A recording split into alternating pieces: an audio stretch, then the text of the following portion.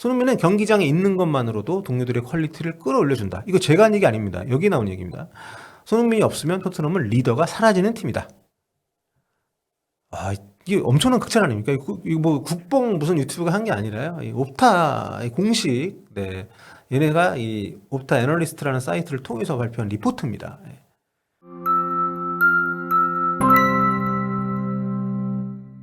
안녕하세요. 볼로TV 성욱입니다. 토트넘도 이적 시장에서 꽤 많은 얘기들이 들려오고 있습니다. 특히 공격적 보강에 좀 공을 들이는 게 눈길을 끄는데요. 그건 아무래도 우리가 여기에 신경을 더 많이 쓰는 이유는 손흥민 선수 거치하고 연관이 좀 있기 때문이죠. 게다가 양민혁 선수도 아직 토트넘에서 자리를 못 잡고 있는 상황이기 때문에 이번에 또 제2임대를 좀 안 보냈으면 하는 마음이 있기 때문에 이런 것들이 다 어우러져서 이선 영입 자원들의 어떤 거취에 대해서는 우리가 좀 많이 관심을 갖는 것 같습니다. 일단 토트넘은 마티스텔을 완전 영입을 했죠. 그리고 현재로서는 솔로몬도 아직은 임대 보낼 계획이 없는 걸로 알려져 있고 마이키 무어를 임대 보낸다는 요거 외에는 아직 추가로 나가는 선수가 좀 없기 때문에 이선 경쟁은 굉장히 점점 더 치열해지고 있는 상황입니다. 개인적으로는 그 양민혁 선수가 그간의 호흡에 좀 문제가 있었던 거를 좀 해결을 했다고 해요. 그래서 몸을 굉장히 잘 만들고 있다고 하니까 이번에 임대 말고 토트넘 1군에서 프랑크 감독이 좀 기회를 줬으면 하는 마음이 있는데 뭐 지금 현지 보도를 보면 프랑크 감독의 제자라고도 할 수 있는 브렌트포드 공격수 은부에모 지난 시즌 프리미어리그 무려 20골을 넣었죠. 이 선수가 이제 맨유로 거의 가는 것처럼 막 보도가 됐는데 지금 지지부진한 상태여서 토트넘 영입설이 여전히 살아있게 있습니다. 그렇기 때문에 정말 토트넘 이선 자원은 정말 점입 가경이다. 예. 이런 연유로 토트넘이 이선 자원 보강에 열을 올리는 게 포스트 손흥민 대비하는 거다. 손흥민이 올여름에 나갈 가능성이 높기 때문이다. 뭐 이런 얘기들이 나오는 거고요. 근데 뭐 포스트 손흥민 얘기는 계속 뭐 몇십 나왔던 거기 때문에 크게 뭐 신경 쓸 얘기는 아닌 것 같은데 아무튼 이런 상황에서 영국 최고의 축구 전문 통계 업체죠. 옵타에서 아주 흥미로운 분석 기사를 냈습니다. 기사 제목을 보면 토트넘의 손흥민 딜레마, 클럽 레전드를 현금화시킬까 아니면 1년 더 팀에 남겨둘까?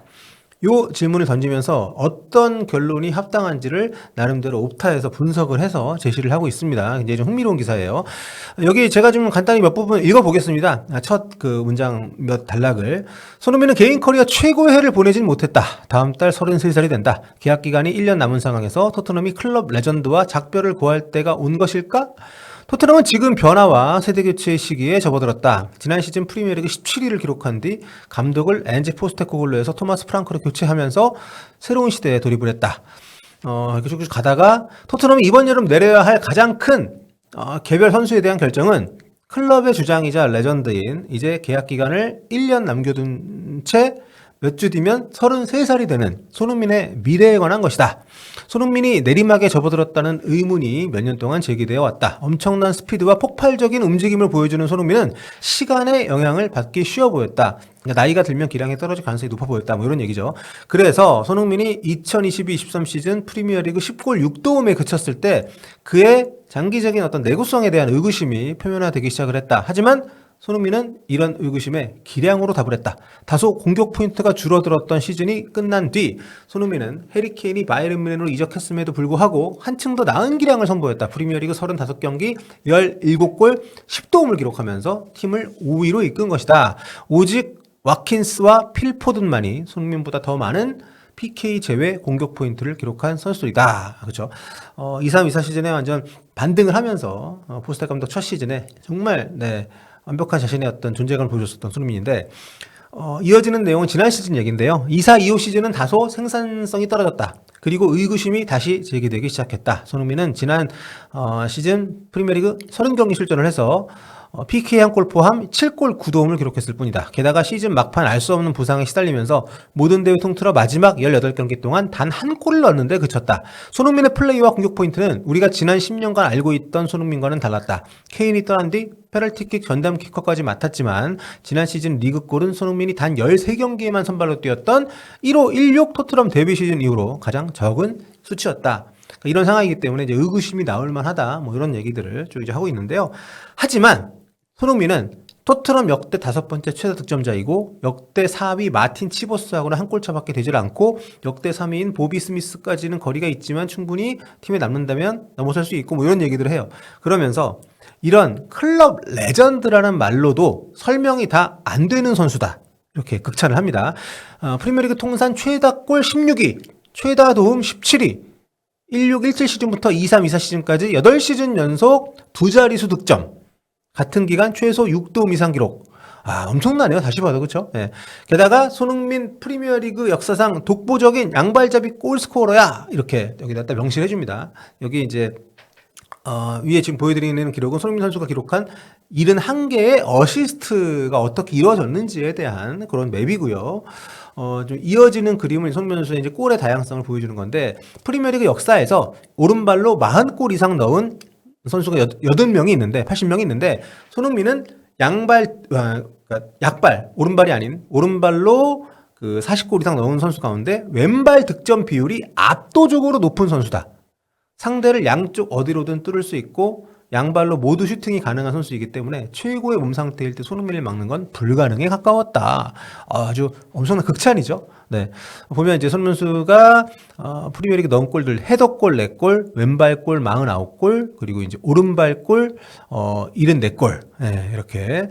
그래서 이제 그 왼발 득점 비율이 그만큼 38.6%라고 하니까 전체 득점에서 압도적으로 높은 수치를 차지하고 있는, 거의 사실상 내추럴한 양발잡이 수준이다, 이런 얘기죠. 여기 보면 이제 맵에 있는 숫자 4는 이제 페널티킥 득점을 좀 말하는 건데, 아무튼 손흥민 선수의 득점에 대한 어떤 그 뭐랄까요, 가치와 해왔던 어떤 그 활약상들을 좀 정리해주는 차원에서 한 겁니다. 하지만 최근 다소 둔해지긴 했다. 번뜩이는 날카로움과 뛰어난 개인 기량은 약화됐고, 특히 최근 몇 달 동안 손흥민은 우리가 알던 꾸준히 위협적인 모습과는 거리가 멀었다. 이전 시즌에 비해 득점력이 떨어졌는데, 프리미어리그 기준 90분당 넌 PK, 그러니까 PK 골이 아닌, 그러니까 필드골이라고 표현할게요. 필드골 득점이 0.26골을 기록을 했고, 90분당 그 필드골 기대 득점값 역시 0.25로 토트넘 커리어 최저치를 기록했다. 네. 그러니까 24-25 시즌의 이제 기록을 보면 이렇게 좀 수치들이 나와 있는데,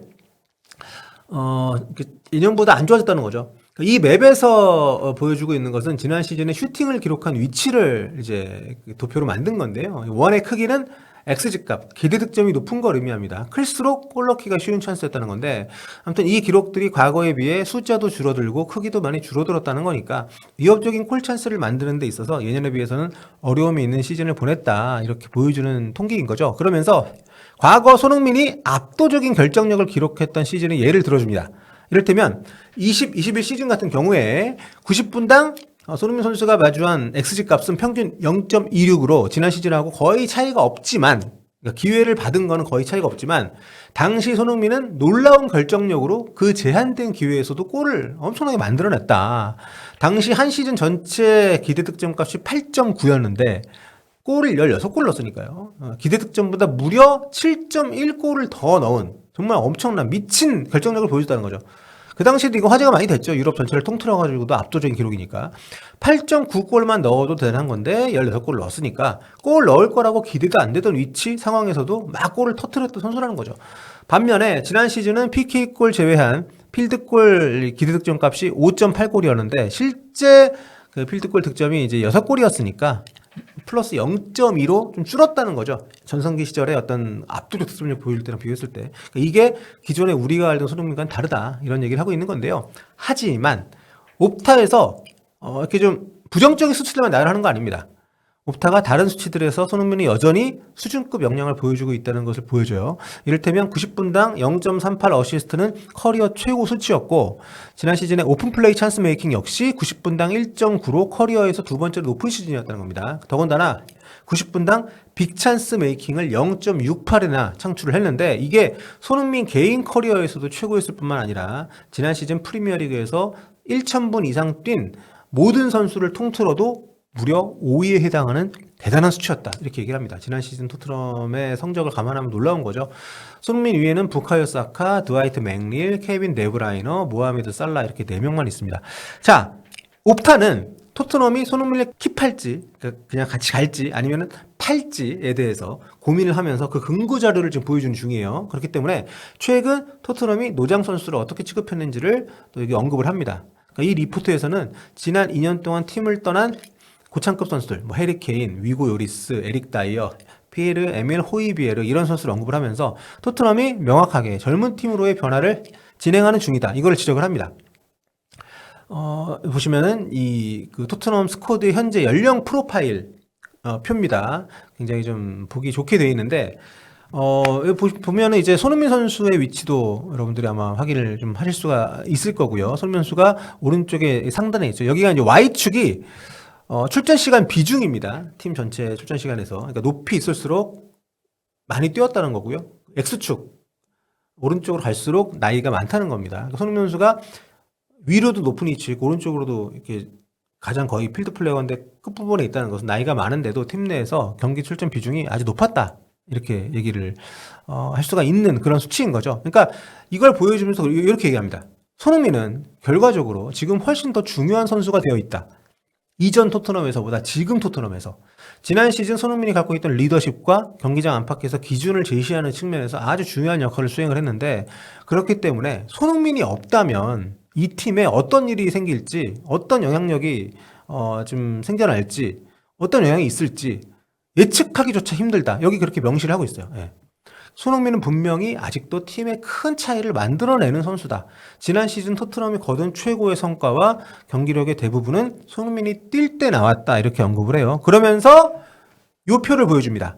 이게 2024-25 시즌에 프리미어리그 기준으로 손흥민이 선발로 나왔을 때와 선발로 뛰지 않았을 때의 기록을 비교한 수치인데요. 놀랍습니다. 손흥민이 출전한 경기에서 토트넘은 41.7%의 승률을 기록을 했습니다. 하지만 손흥민이 뛰지 않았을 때는 7.1%밖에 되질 않아요, 승률이. 반면에 패배 비율은 손흥민이 선발로 뛰지 않았을 때는 78.6%의 패배 비율을 기록합니다. 손흥민이 선발 나왔을 때는 45.8%고요.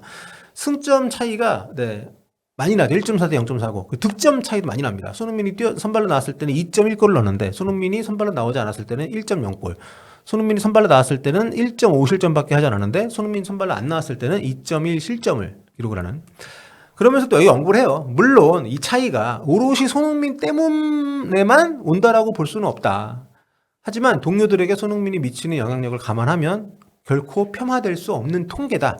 이렇게 옵타 애널리스트 이 분석에서 얘기를 합니다. 손흥민은 경기장에 있는 것만으로도 동료들의 퀄리티를 끌어올려준다. 이거 제가 한 얘기 아닙니다. 여기 나온 얘기입니다. 손흥민이 없으면 토트넘은 리더가 사라지는 팀이다. 이게 엄청난 극찬 아닙니까? 이거 뭐 국뽕 무슨 유튜브가 한 게 아니라요. 이 옵타 공식, 얘네가 이 옵타 애널리스트라는 사이트를 통해서 발표한 리포트입니다. 현지 보도는 손흥민 거치가 손흥민에게 달려있다라고 지금 하고 있는데, 이 옵타 애널리스트에서는 이렇게 제시를 해요. 토트넘은 손흥민이 나가고 싶어 하지 않으면 강제로 내보내지 않을 방침이라고 하지만, 이 숫자는 지난 시즌 손흥민이 없는 경기에서 토트넘이 얼마나 끔찍한 팀이었는지를 보여준다. 그렇기 때문에 거치를 손흥민에게 맡기기만 할 게 아니라 토트넘이 캡틴을 잘 설득을 해서 함께 가는 게 토트넘한테 이롭다. 1년 뒤에 FA로 공짜로 그냥 놓치는 한이 있더라도 이번 1년은 무조건 잡아줘야 된다. 이렇게 얘기를 하고 있는 거죠, 옵타가. 저도 여기에 좀 공감을 하고요. 저는 뭐 토트넘이 이전에 재계약을 하는 과정에서 좀 손흥민 쪽에서 오케이를 안 했다고 하지만 지금 이 시점이 토트넘 역사에서 굉장히 중요한 시기이기 때문에 손흥민을 좋은 조건으로 뭐 1년 추가를 하든 아니면 기존에 남은 1년에 대해서 뭐 인센티브를 제시를 하든 저는 남은 1년을 정말 서로가 서로에게 필요한 존재로서 갈 수 있는 방향을 선택하는 게 좋지 않을까라는 생각 개인적으로 합니다.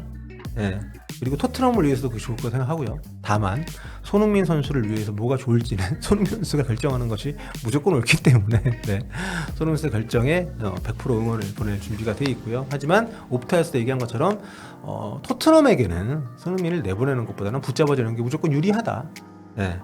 이런 분석이 설득력이 좀 있기 때문에 여러분들께 소개를 한번 좀 해봤습니다. 어떻게 될지 좀 기대가 많이 되는 이번 여름이네요.